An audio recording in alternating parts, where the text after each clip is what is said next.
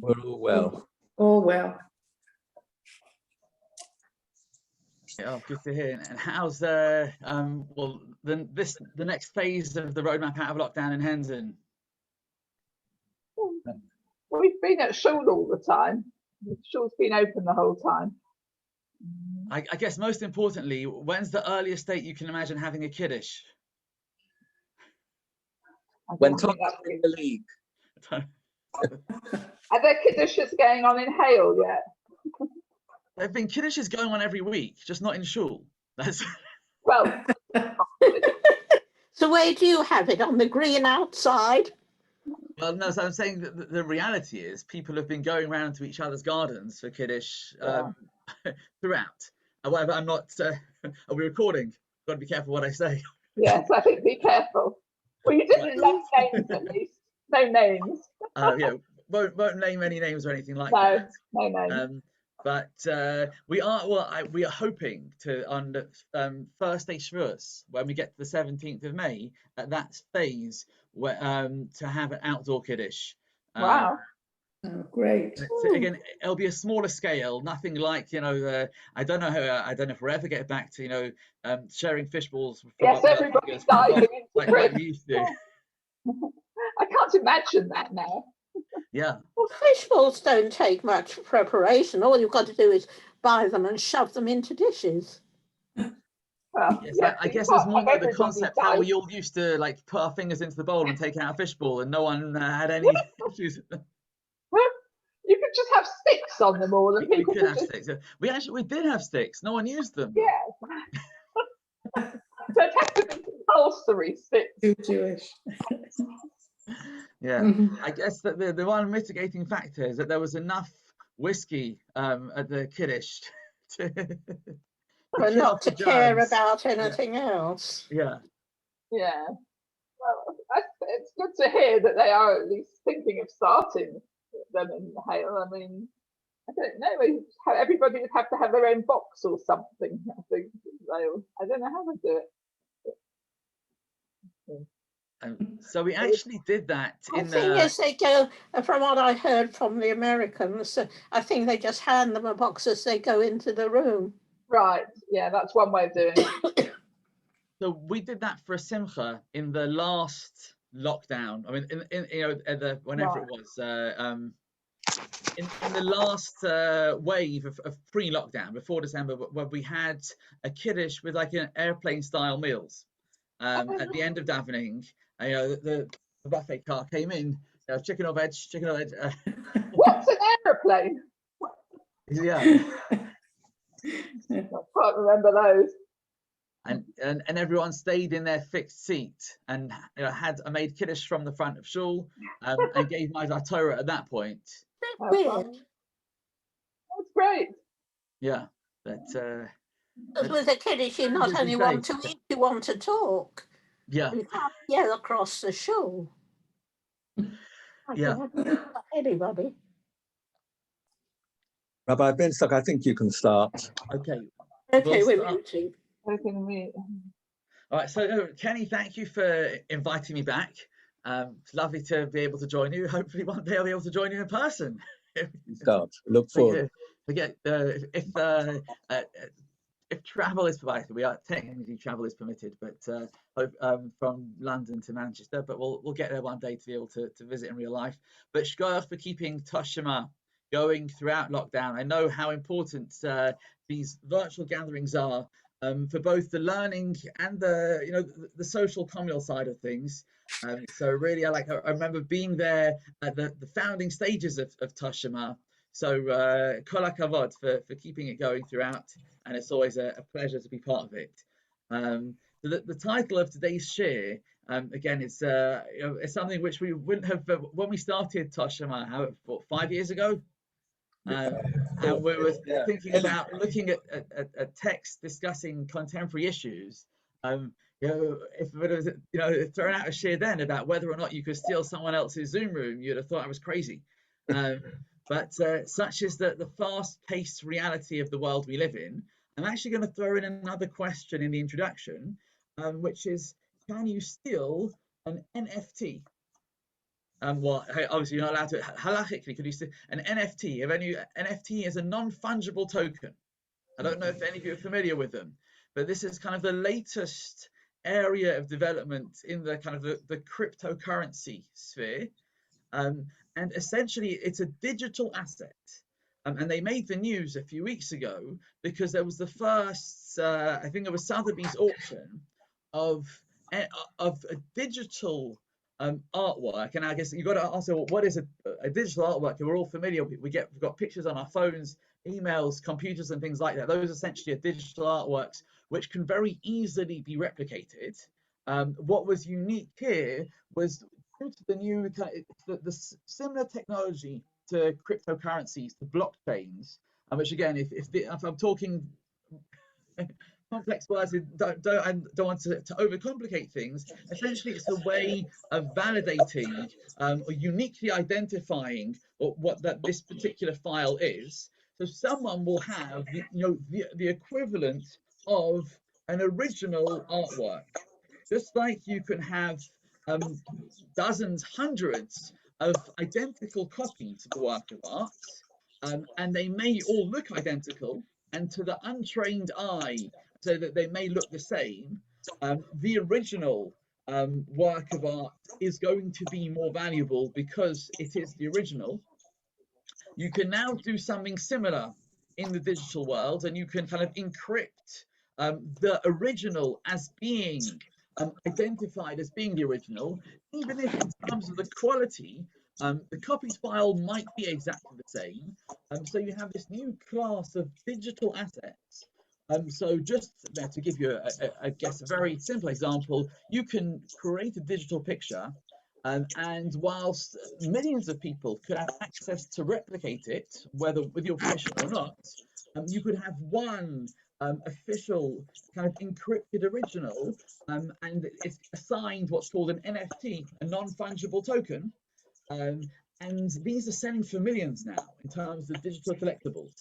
I'm very aware that I gave a share on Bitcoin about 5 years ago. I'm just reflecting historically. If at the time we discussed Bitcoin, you'd have put $100 investment in Bitcoin, you'd be doing pretty well at the time. And by the way, this share is definitely not, by no means, financial advice, just suggesting that NFTs are at a similar stage at the moment, and who knows, but in 5 years' time, I'll probably be telling you, you know what, when I gave the share about NFTs, if you'd have to put $100 in NFTs, you'd be very happy about it now. But again, just I'll preempt, this is purely for informative purposes into how they work, understand the new ways in which technology is developing and how halakhically may be impacted. But that's just a new idea, so I want to include the question as well. Something like that, would there be a halakhic problem with stealing a digitally encrypted, an NFT, a non-fungible token? I should add as well, by way of introduction, we're going to discuss a halakhic topic here. And again, we're doing this for learning purposes. If you have any specific direct halakhic questions, you should ask your local Orthodox rabbi, who's a colleague of mine who's very dear to me and incredibly well qualified to deal with these matters. So whilst I'm happy to explore these with you from a learning perspective, any direct specific shilas you should of course address to your Rav. So with that introduction, I'm happy to read through the sources I've got here and kind of discuss them as we go along. If there's anyone who'd like to follow the particular tshuva, the particular source text, which I'll be basing myself from, I can share a link in the chat room and you could load that on another website. I can do that now because we're going to be looking at a tshuva, at a responsa from Rav Yosef Tzvi Rimon. And I will copy it.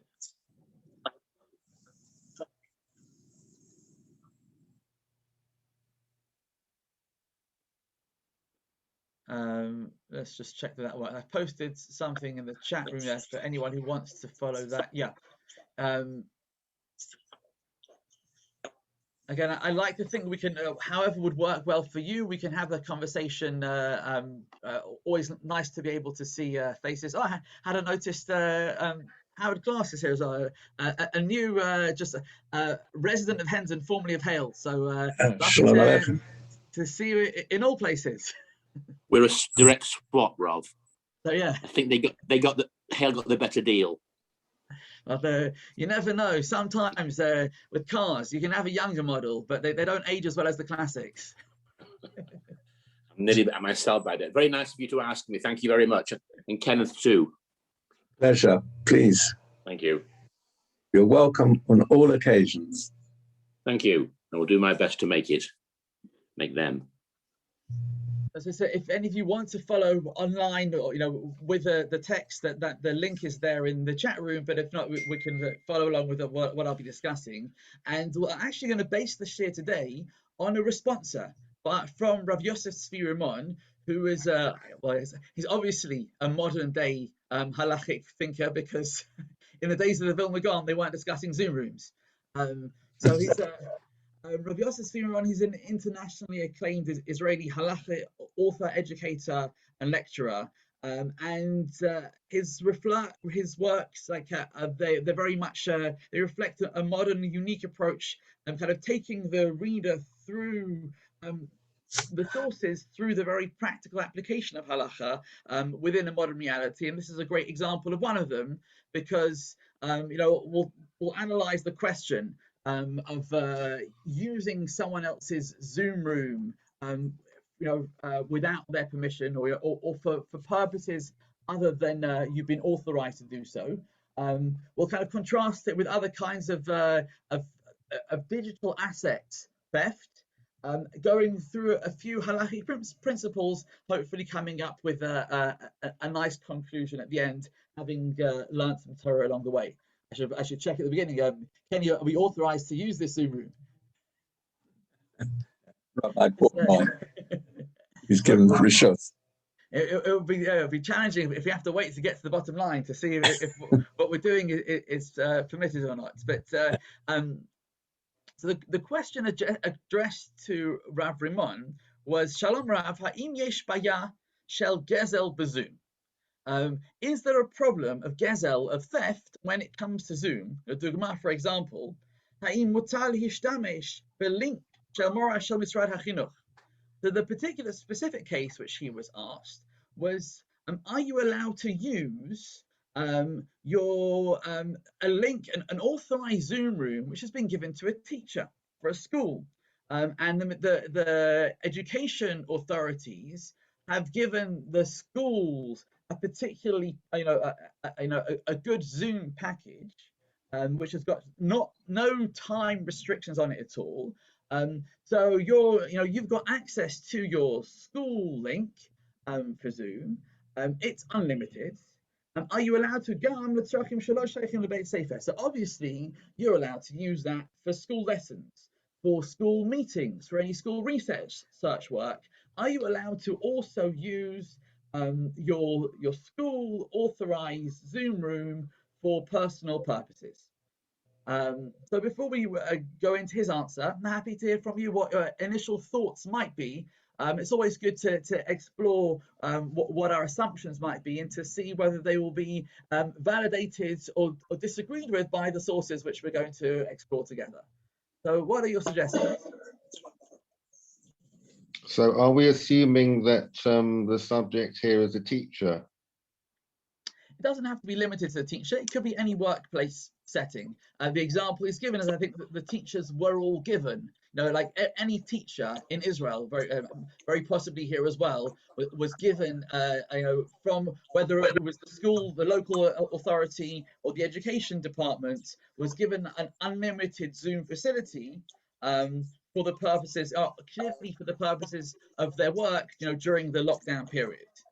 So the question is, a similar thing would apply to any other professional capacity. If work has given you an unlimited Zoom room which is paid for, are you allowed to use it for personal reasons? And if you're not, Can I throw one idea into the mix without suggesting it might be right or wrong? And Kenny will appreciate this as a fellow lawyer, I'm sure. Might it depend on whether there is a term or condition in the supply of the link and the Zoom room which is either express or implied within the provision of the link? Very good point to lay out from this. A lot will depend on whether there are any terms or conditions, whether expressive or implied, as to what would be allowed. Yeah, so that's a very good point. And in some areas, the Zoom, the video conferencing technology took off so fast that I'm sure there were lawyers poring over the fine print of the details. Most of us got to grips with this technology without knowing a huge amount about it. So you know what? Here's this new platform. We've got to make it work here because we can't do anything else. Could I suggest that a question we should be asking is: has there been any direct or indirect financial loss in some way involved in this process? Has anybody suffered any kind of loss or damage? Even perhaps, although it becomes a little bit extreme, you know, is this activity taking place during office hours, so to speak, or is it in private time? If it's in private time, is it in a building where you know, facilities are having to be kept open, which otherwise would be shut down? So there would be some kind of, you know, nominal loss potentially. No, so that's a very good point, Warren, and that's actually the middle section of this response that deals specifically with that. And I say, obviously, I think if we were talking about if someone was on a private Zoom call while they were supposed to be teaching a lesson, or while they were supposed to be using it for in conflicting times, that would, I think, be, you know, a more obvious area for concern. But I think that the new grey area is whether, you know, whether you're causing any loss to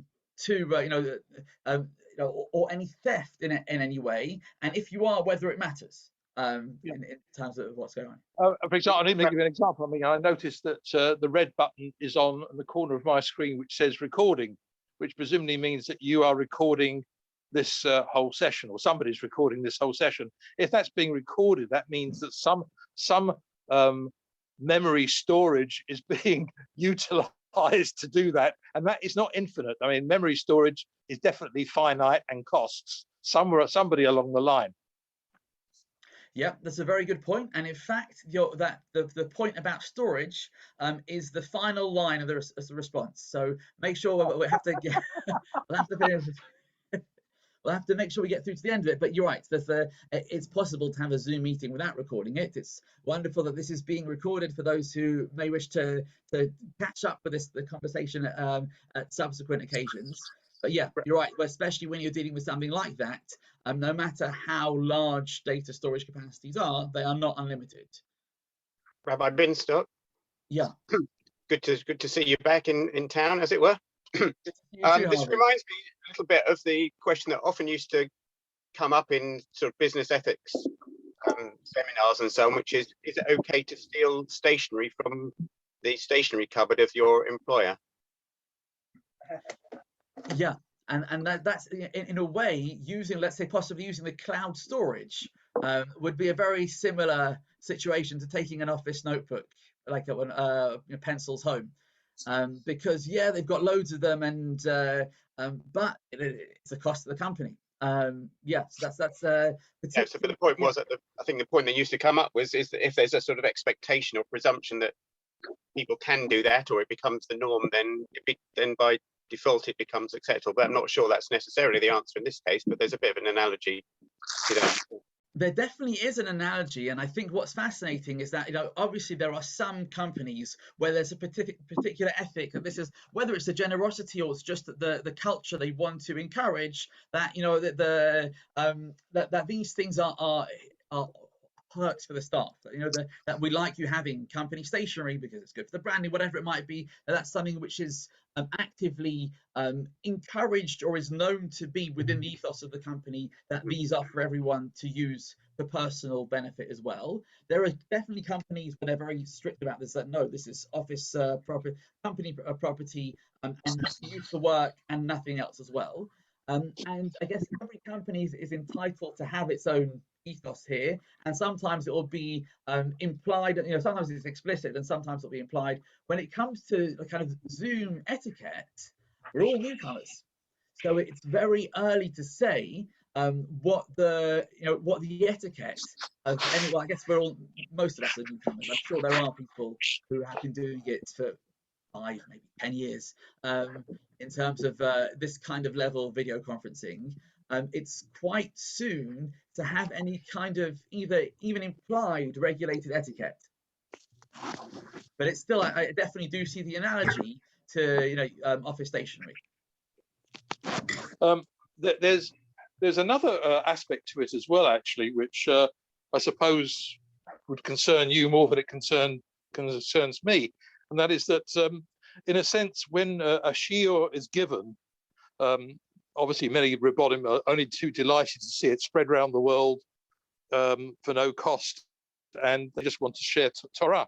But you could also say that there is a certain intellectual property aspect to the giving of a shiur, and that in a sense, if somebody is actually capturing it, again, potentially recording it and possibly passing it on without authority, that could take you back to very basic intellectual property rights.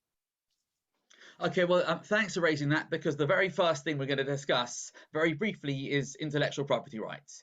And I know we could spend hours discussing it because it's a complex subject, but I'll share with you the opening paragraph of Rav Ramon's response to the question, which essentially boils down to the issue of what he calls stealing gezel b'davar mufshat, stealing something abstract, which essentially boils down to intellectual property.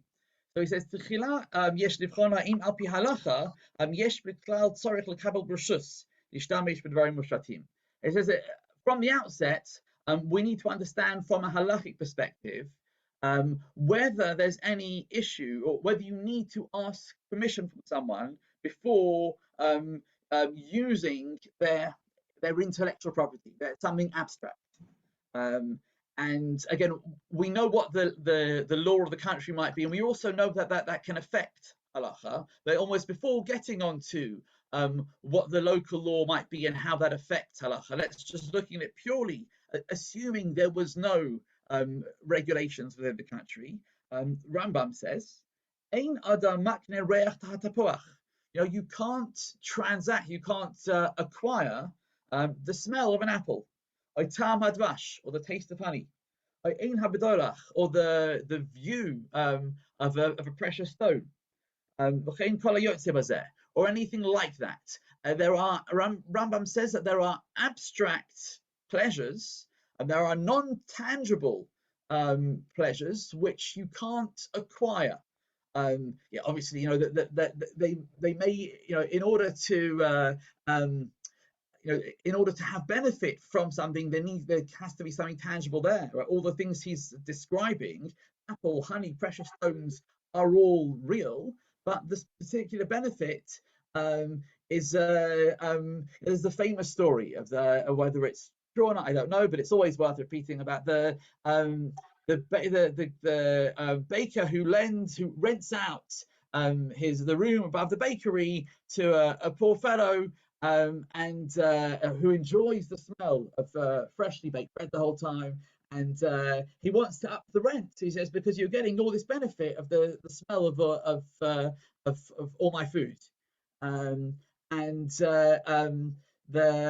obviously they go to the rabbi, who says, and he presents the case, and he says to the guy, he says to the tenant, he says, yes, I'm going to need you to. He wants to up the rent by another £100 a month. You're going to have to go out and get that £100. And obviously the tenant is particularly upset by this, and he thinks he's being treated very unfairly. But the rabbi says, no, I need you to bring 100. Don't give it directly to him. Come back to me at the end of the month. And we'll make sure that this is done correctly. And so the tenant works very hard during the course of the month to raise an additional £100. They come back to the rabbi's house at the end of the month, and he's got his bag full of change, which he managed to get together, his £100. the rabbi takes it from the tenant and shows it to the landlord. He says, here, you can have a look at this money, you can smell it, you can have all the benefit from seeing, from smelling, from touching the money. But once you've done that, just like he has the benefit of smelling your bread, you can have the benefit of smelling his money, but now it's going to go back to him. You see, there are some areas. Harvey, yes, good point. I've just seen in the chat, you can convert, you can translate that thing into English. But I think that's a Google translation. I tried to put together a last minute source sheet here, but I just thought there were some very funny English translations. On the whole, Google is great, but one of them particularly, when we get to the title of Davar Shergilin Limchol, which means literally means something which people usually forego. The English translation came up as something used to dance, which it's always amusing when when the algorithms throw these things at you. But to say, yeah, you could definitely follow along with the majority of what he's saying with the English translation there. And if you do notice any other dancing translations, do let me know, because I always find them amusing. So the first thing, we've seen Rambam says that you can't acquire smell, taste, view, and says v'kach gam nifsak b'Shulchan Aruch, and this is in fact how the Shulchan Aruch paskins in Choshen Mishpat, that these particular things don't transact the way other things do. And Yeshavinu me'advarim elu she'ein balus al dvarim mushatim. And he says you could understand, one could infer from this, that if there is no transaction taking place, with the benefit of smell or sight or anything like that, in tzarich litel reshus mipnei lifso lifnei shamshuhem, you might think that you don't need to ask for permission before benefiting from them. He says, Olam hadvarim einam hechrechim. He says it's not so straightforward. Uplashtus divrei harambam he she'amrim sheish balos al dvarim mushatim elo she'ein efsharos lahaveros an adam acher. It says whilst you might you might be able to benefit from something abstract, there you're not you're not able to transfer the ownership to someone else. And he says la halacha. In actual fact, when it comes to the halacha, poskim rabim osim nishtamish b'lo reshus b'yitzira shel adam acher. This is most poskim, most halachic authorities won't allow you to use the digital assets, the intellectual property of someone else, without permission. And he's quoting the first footnote there is the Moshe Feinstein's famous teshuvah about whether you're allowed to copy tapes back in the days when we had the double deck tape recorder, and whether you're allowed to make copies of a cassette tape without permission. And he says that yesh poskim she'osim zeh mitzad isur gezel. There are those who forbid this because they say it comes under the category of theft. Yesh poskim she'bisosozos gam alikonos nasafin. And he says there are those who may not look at it directly as theft, but think that that it would fall under other categories such as chukei hamadina, v'dina de malchusa, other laws of the country. And we have a principle of dina de malchus dina. The law of the land has halachic ramifications. So if something is forbidden in English law, in terms of to steal it, then that will be a problem of dina de malchus dina from a halachic perspective as well. When you steal, just let's say, for example, if there was almost a universal halachic approach that we didn't agree with the principle of intellectual property, we would still have the issue of the law of the land.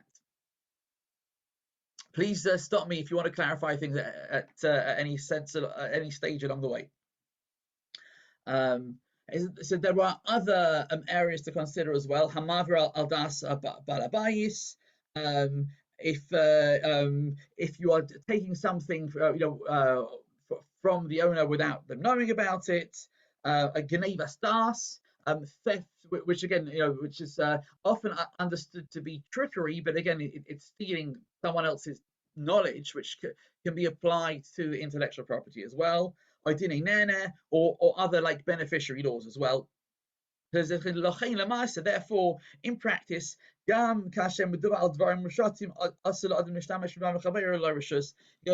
when it comes to abstract things, when it comes to something which is not directly tangible, you're not allowed to steal it without permission.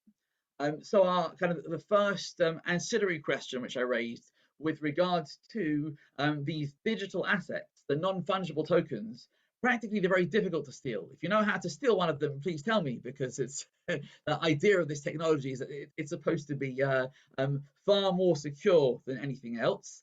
But if someone else owns something digital, even if you like the replica of it, you could take it, the replica of it, and use that in other ways, stealing it, even if there's nothing, even if what essentially you're stealing it is just abstract, would be a problem.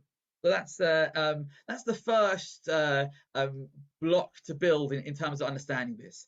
The second area of discussion is a very interesting principle in the Gemara, which the Gemara in Baba Kama discusses, and then I'll explain before going into the text as how he reads it. The principle is someone else gains without anyone else losing. So in theory, if you have a situation where someone else, where you've got someone standing to gain without anyone else losing, then this is possible. This is allowed. It's wrong to deny someone an opportunity to gain if it's genuinely not going to cost you anything. To try to think of examples of this, if you have a piece of land which isn't being used for anything and it's not inhabitable, and someone wants to walk through it, to use it in a manner which is not going to be to your detriment at all, it will be wrong to say, that you can't, because this person can benefit. You're not going to lose out as a result of it. I'll give you another example, which isn't always the case, because sometimes you have let's say a car sharing arrangement, and which you go into knowing that you're going to be sharing the costs of it. But let's say you are driving from A to B, and you're going from A to B, and you're going there anyway, and you are going to be incurring the full costs of this journey, whatever the outcome, and you happen to know that someone else wants to get from specific A to B as well, and you offer them a ride. To charge them for it would seem like kind of going against this principle of because you were going to incur these costs anyway, and you have an opportunity to give someone else benefit. Now, I know in that case it's possible the car uses up slightly more power with the additional load of the passenger, but let's just say that they wanted to take a letter there, a piece of paper, which would be a negligible amount of fuel being added to the cost here. So you can see the principle. If you have zenene, which is this one gains, this one doesn't lose, then what we are going to try and establish is that's a principle we have in Jewish law. Is that relevant here when it comes to stealing someone else's Zoom room? So he says in the Tshuva, in the response, so yesh mokem livchon ha'im v'mikra shel fanenu niten lahatish shel shimush b'Zoom mikoach ha'karon shel zen and v'zelochasa. We need to establish whether using a Zoom room will essentially, we are applying the criteria of this principle of zen nehne v'zelochasa. That means to say, Hashimush bekishur eino pageh b'cherat hazum. He says the using the link isn't damaging the owner of the Zoom room. And if that is the case, why would it be why would it be us? Why should it be forbidden to enjoy the benefit of it? So it continues the Gemara b'Maseches Baba Kama. So the Gemara in Baba Kama, Kaf Amud Aleph says, that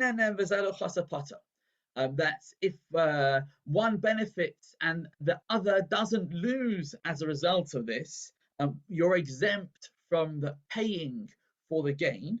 Koloma means to say, kasher adam nehene meruchosh shel chavero, aval chavero eino mafsid mikach klum. Someone benefits from someone else's property or whatever it might be, and the owner doesn't lose at all. The one who gains is exempt from paying for the benefit. And the fees there, he goes, so on the surface, it looks like we might be able to argue a strong case that that's what's going on here, right? The school, the owner of the Zoom room isn't losing out, and I'm benefiting. It says, Ulam, it says, in order to ascertain whether this is in fact the reality, we're going to have to investigate two things. The first is, in Baalim Chaser va'afilum at. He says, well, do the owners lose out when it comes to this? And even a small amount could be a concern here. Medivrei HaGemara Sham,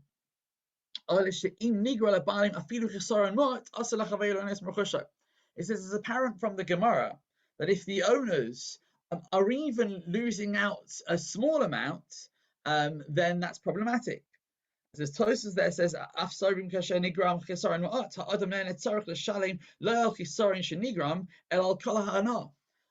There's an interesting observation of Tosfos in the Gemara in Baba Kama there, saying that if you have such a situation where you might have thought it was a case of someone benefiting without the other losing, it turns out the owner is losing a small amount. The beneficiary has to pay for their entire benefit here in this case, not just the amount which the owner lost. The assumption being that I don't mind you using my unused property if it's not going to cause me any damage. I mean, if there's absolutely no detriment to me, then of course go ahead. Once you are using something which is mine, then then we're talking about a completely different class of transaction, and then what is owed to the owner is the entire value of the benefit, not just the loss to the owner. So it says, it says in our situation, we have to investigate. Do the owners lose out? That means to say,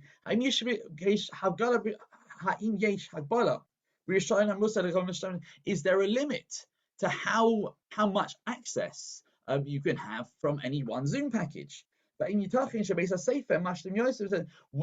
scenario of the question asked to him, if I'm using the school Zoom room for all night for my own personal Zoom meetings, is the school going to incur a bill for this?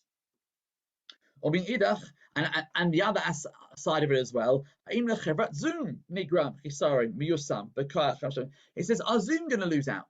That's one thing we need to work in the specific case we're analysing. Are the school going to lose out?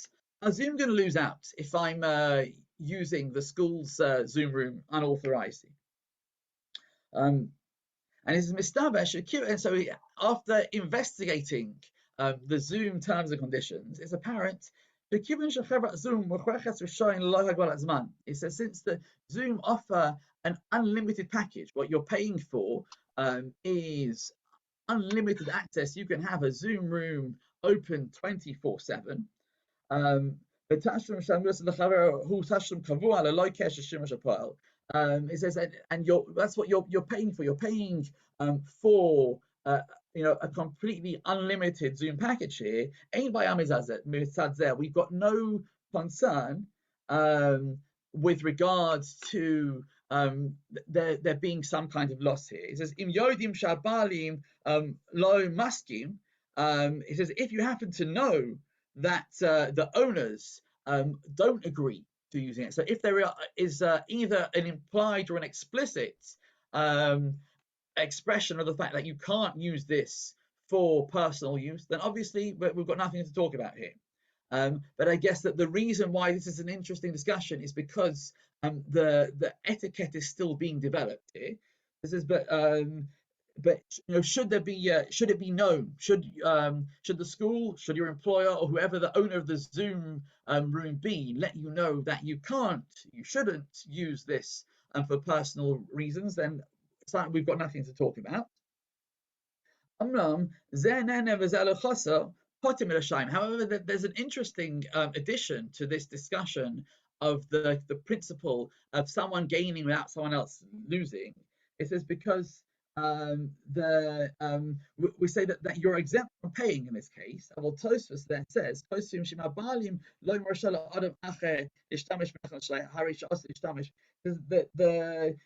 there are other teshuvos, other responses here with regards to, particularly he quotes the Nod of Yehuda, who says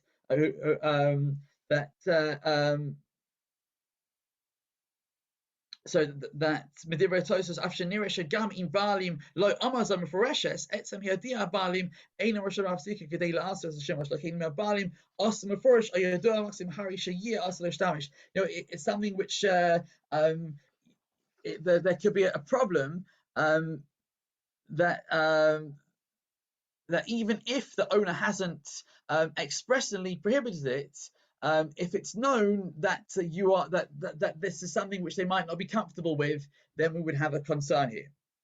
It says moreover, over and above that, even if the owners don't express any concern with regards to using the Zoom room, there's a machlokas if you are allowed to lechatchila, if you're allowed to intentionally from the first instance use. It says, are you allowed to use someone else's possessions without their knowledge, without their permission?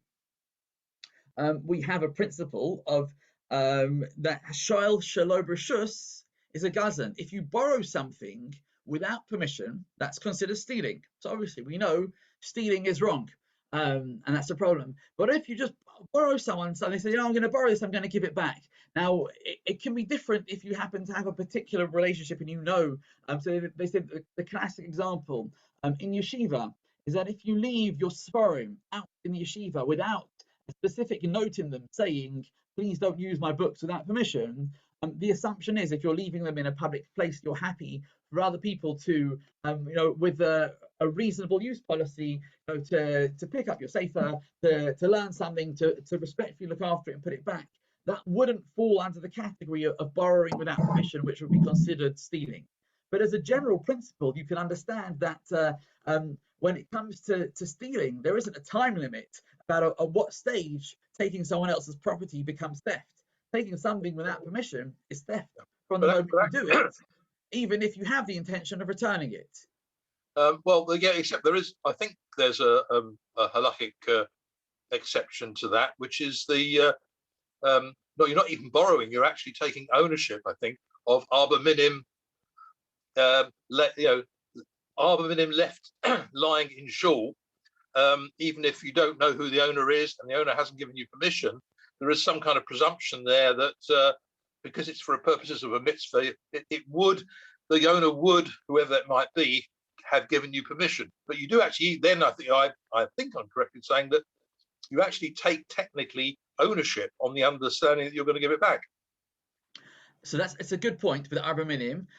There is a principle that, generally speaking, if it's not going to cost someone something, they're happy for you to use an item of theirs for a mitzvah. So, for example, when it comes to using a talis, if you're in shul and they don't bring your talis with, and your friend's talis is there, there's an assumption that they, again, as long as you look after it, if you would dirty it in such a situation, it would clearly be your responsibility to get it cleaned. But one could make an assumption that someone is happy for their item of mitzvah to be used for a mitzvah. When it comes to the arbor minim on Sukkos, it's a particular kind of consensus which takes place because going back to the times of the temple, when there was an agreement made that we all want to fulfill our minimum in the best possible way. In order to do that, you have to own it. So people would be happy even if someone else has paid for it. But once you fulfilled your mitzvah on the first day of Yom Tov, for ownership to be transferred to someone else. But just to say that comes with kind of the considered consensus here that for this specific mitzvah we'd be happy to do that. You couldn't apply that to everything. You couldn't say, well, because this person's happy for me to use their minutes to do it, so I'm going to go to their house and eat their matzahs. So that's but it's a very valid point as well. So what he adds as well is that whilst we've said that you are potter, you are the phrase potter means that there's no charge for using someone else's property if it's not going to cause them any harm. The question is, should you do that intentionally? Is it encouraged? Is it something to be encouraged? You have a situation where it might come before the Beis Din. This is what happened, and the Beis Din may rule potter. There's no charge in this case. The question is that something which you should be doing intentionally? And so he addresses that point. Says this is lemaisa kiven sheloi bar she'akarin shel zenen or zelo chase mati lishtamish. It says since it's not clear that this principle of zenene zelo chase, one gains while the other doesn't lose, allows you to in the first instance go ahead and use this. We can't rely on this principle to allow you to go ahead and use the Zoom room. It's possible that if you already did use the Zoom room and now you're fighting about it, there may be no charge as a result of this principle. But this principle isn't going to allow us to say, yes, you can. Does that make sense? So the next idea, the next block which we're going to address is Davar Sheragilim Limcho. Something which people usually forego. And as Google Translate has beautifully translated as something used to dance. But again, that's, but he says, Siba Acheres, another important area to address here is that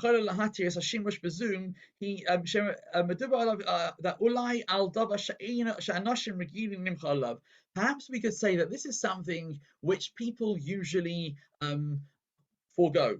So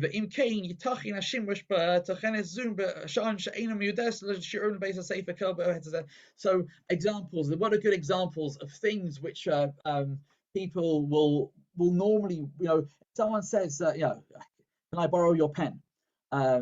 There is never any even implied understanding that you are going to repay them for the ink which you've used up, because even though yes, that's a real item of value which you have used, but again, that is something which is now falls under the category of a davar sheragilim limcho. If someone says, "Can I borrow a tissue?" There's never an expectation that they are going to replace. Well, if you don't want that tissue back, but they're going to replace it with any other tissue. That again, these are the kind of things which,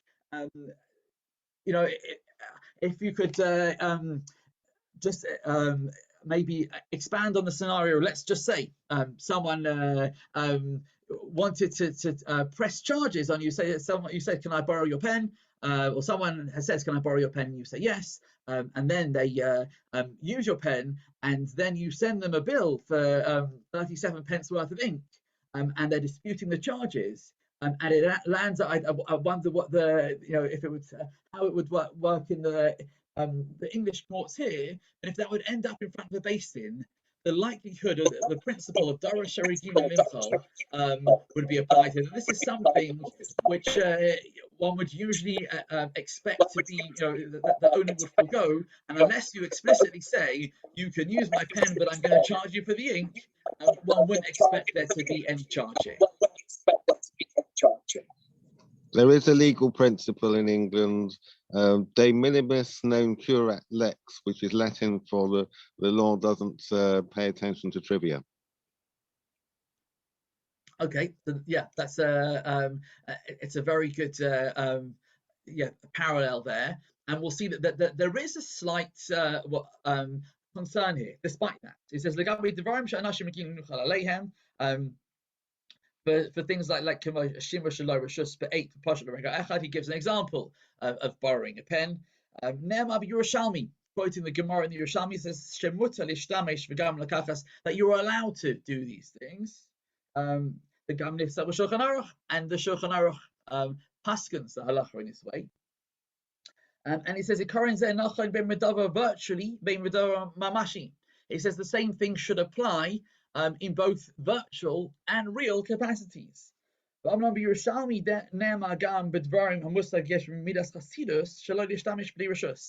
says, but the Talmud Yerushalmi does point out that there's a midas chasidus, an area of virtue to still not use these things without permission. Says even if you're only taking something very small here, and what's the idea? The idea of this midas chasidus, of going above and beyond the letter of the law in not using someone's an item of someone's which you know they will forego without their explicit permission.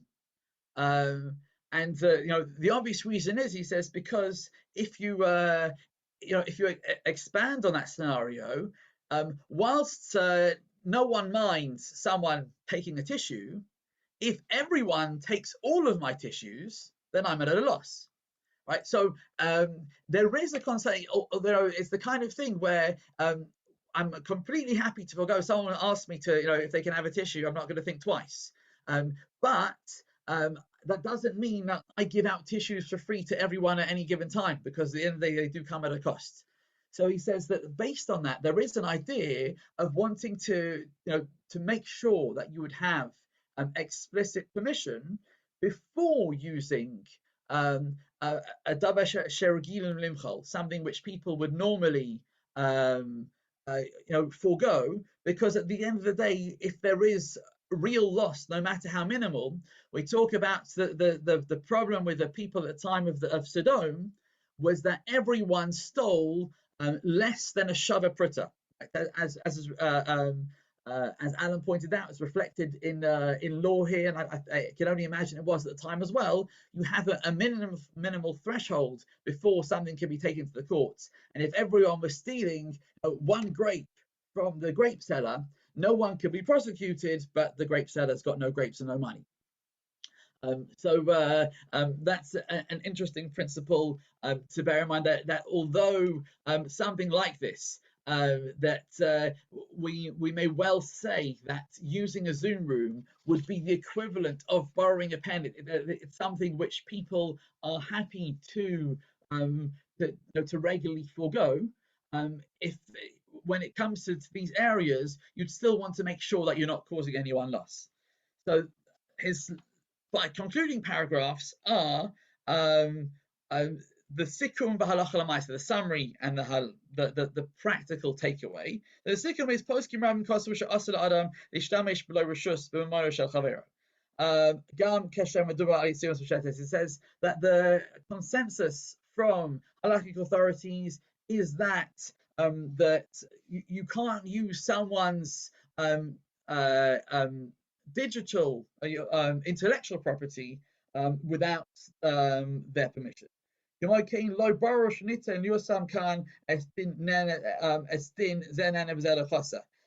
Similarly, it's not clear that we could apply the principle of someone benefiting and someone else not losing.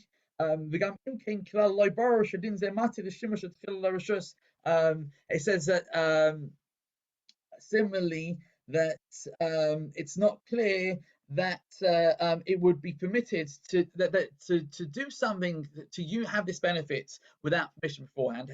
However, on the other side, we've now established that there's no prohibition in using something which people will be willing to regularly forego. וייתכן ששימוש בתחנות זום בשעה שאינם יודעים לשלום בית ספר כוללים בהיבט הזה. He says, Rabbi Ramon says it's clear to me that using the school Zoom room at a time when it's clearly available would be similar in halachic terms to borrowing someone's pen momentarily. That's the kind of thing which people wouldn't object to in regards to that, not because it's not costing anything, but because these are, this is kind of the etiquette which is being developed here. And that even though using a pen or a piece of paper may involve some kind of minimal cost, it's now it's what is accepted within society that this is something which we are happy to forego in order to have a society. So obviously, if I'm in the middle of using my pen for something important and you ask if I can borrow it, I might say no, but the rest of the time, sure, go ahead. So the Zoom room, if it's obviously needed for any other school or work-related purposes, then that would be problematic. But if it isn't, then it would fall under the guidelines of something which people are generally happy to forego. And he said, does say, Zoom kiblo tashdum klali keneged kamus mi'asashak. It says there's no problem from the Zoom perspective because they don't limit the amount of users to any one package, so to speak, unless the terms and conditions have changed, and they may well do, and that could change things as well. So I know you do have some subscription-based models like Netflix and Amazon Prime, where they'll give you a particular number of uses. So say for this account, you can have 10 logins, or however many logins it might be. At the moment, Zoom haven't. If you're buying a package of whatever it might be, anyone who has the login details, they're happy for it to be used. And it says it's actually that there's nowhere written in any of their terms and conditions that the Zoom room has to be used specifically for the purposes of what it's been purchased for. So again, obviously, should they change that? Should Zoom change their terms and conditions? That could affect things here. Should a company change its terms and conditions in terms of how they would want their employees to use their Zoom rooms? That would change things here. But as they stand, what is coming out with the bottom line is that there is no concern of theft in terms of using the school or company Zoom room for personal meetings, provided it's not at a time when you're supposed to be working, obviously, or that it's supposed to be used for work-related Zoom function at the time. He does add as well that, I forget who was who mentioned the point about the recording, but you should be careful because if the meeting is being recorded, you have two options on Zoom. You can either save it directly to your personal computer or to the Zoom cloud. And if you're saving it to your personal computer, that's no problem because you're using up your own personal storage space. And if you're saving it to the cloud storage, no matter how large that storage space is, it's limited and it's coming at a cost. So that's something where you would you'd clearly have to make sure that you weren't you weren't using the company storage for that as well. So maybe to briefly summarize, and then happy to discuss any questions which arise from it. There is a concern with intellectual property or other abstract, non-tangible benefits that there is halachic concerns with using them in an unauthorized way. We have a principle of that if someone is gaining but you're not losing as a result of it, that it's allowed. But it's questionable whether that would be the case here, specifically if you want, whilst you may be permitted to have that use, whether you should intentionally be doing it. But with regards to this being something which people regularly would forego, this clearly should fit into that kind of category. And assuming that there are no other terms or conditions even implied, then it's something which would be permitted to do. So even if we didn't have, I know this is Zoom room is clearly being used with permission, but let's just say this was someone's work personal Zoom room, and there hadn't been an explicit permission to use it for this morning session, provided that there was no expectation for it to be used for the work-related purposes during that time, and the recording was being preserved on a personal computer, not the cloud storage, there would be no issue of gezel, of theft in this area. Oh, hi, Davi. I didn't see you there before. Lovely to see you. Any questions or comments on the discussion? Yeah, I've got a question. Very often, if you're doing for example, a share, you have 40 minutes free on Zoom if you have more than 2 people.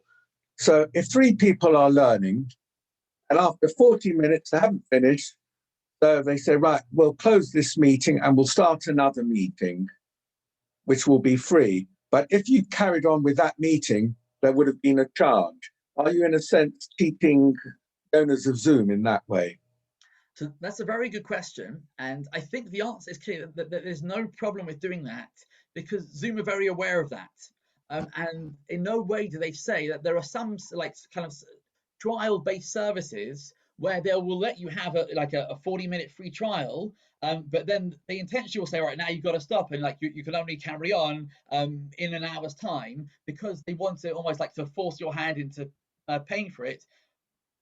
Zoom are currently working with a model that they want people to be using, that's so reliant on their package that it will make sense for them to pay for a subscription. So because I think that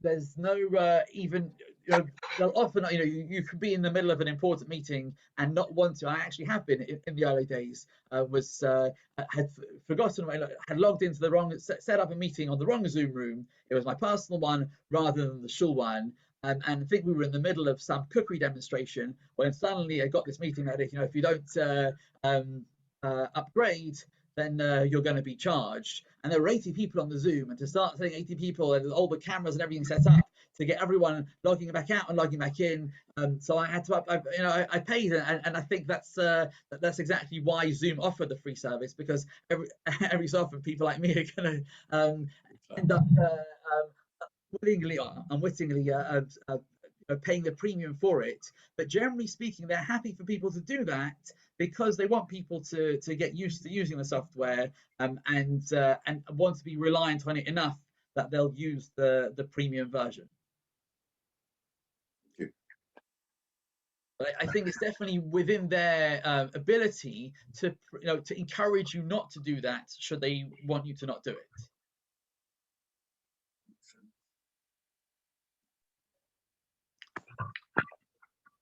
Isn't there a similarity, Rabbi Binstock, between the Zoom scenario we've been discussing and a person having access, unauthorized access without their knowledge, to a neighbor's open Wi-Fi network?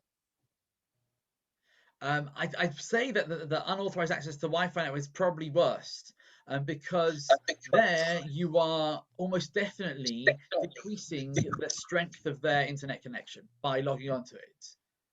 So even though, like we talk about the principle of someone else gaining without someone else losing, it could be we'd come to a stage where internet signal is so good that there'll be no difference between having 100 and 101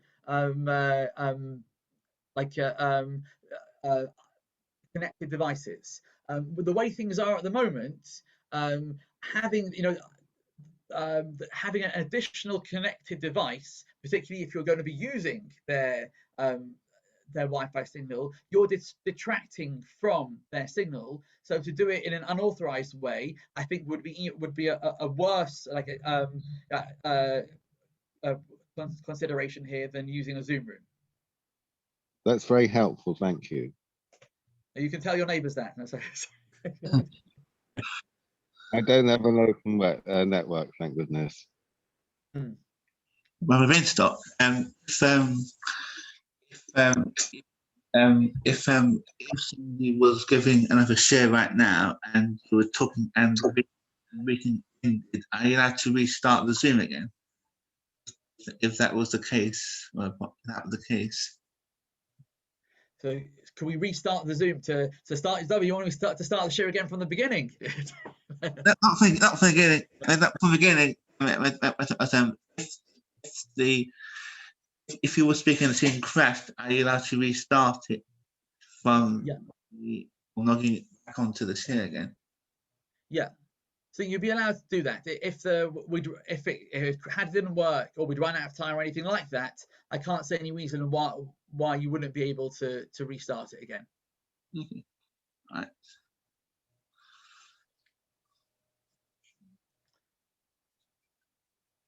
So that's I think it's always nice when you can discuss something which is practically relevant. There's nothing more, I guess, immersive than discussing the halachic and etiquette side of Zoom while doing it in a Zoom share. And hopefully future sharing will be in person. I will find something more interpersonal to be able to discuss. But you know what, at the end of the day, even once we do get out of all stages of this lockdown, the concept of Zoom technology is here to stay, and I dare say etiquette is going to develop together with it. So it's an ever-changing world, and as Harvey pointed out right at the beginning, the analogy to using office stationery is a good one, because a lot of that will depend on the particular ethos of any given organization. And it may well be that something similar happens with all the digital platforms we have at the moment, that some organizations will be known to or be encouraging of things like this, and some discouraging of things like that. And that will have an effect halachically as well. Thank you very much. Thank you. Very Bye-bye. topical. Look forward to seeing you in all. London. Morning. It's a pleasure. It's a lovely seeing you all. Please send my regards to everyone else. We certainly miss will. everyone in Hendon. I'm sure we'll visit sometime. Yeah. Say hello to that. Oh, yeah. Thank you very much. Bye. Nice seeing you. Bye. Thank you. Lovely Terrific seeing you, share. Thank you. And Kenny, there were no Spurs fans on today. I thought at least. No, Alan Cohen was on. He's a Spurs. Yeah, Alan Cohen's a Spurs I thought fan. at least I'd be able to get a bit of respite from all these United and City.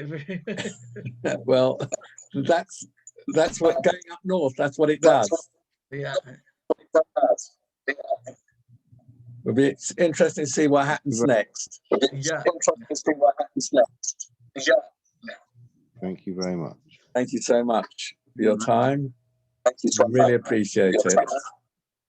The pleasure. All the best. By the way, you know, Rabbi Yossi Rimon is a relation of Keith Goldstein. Really?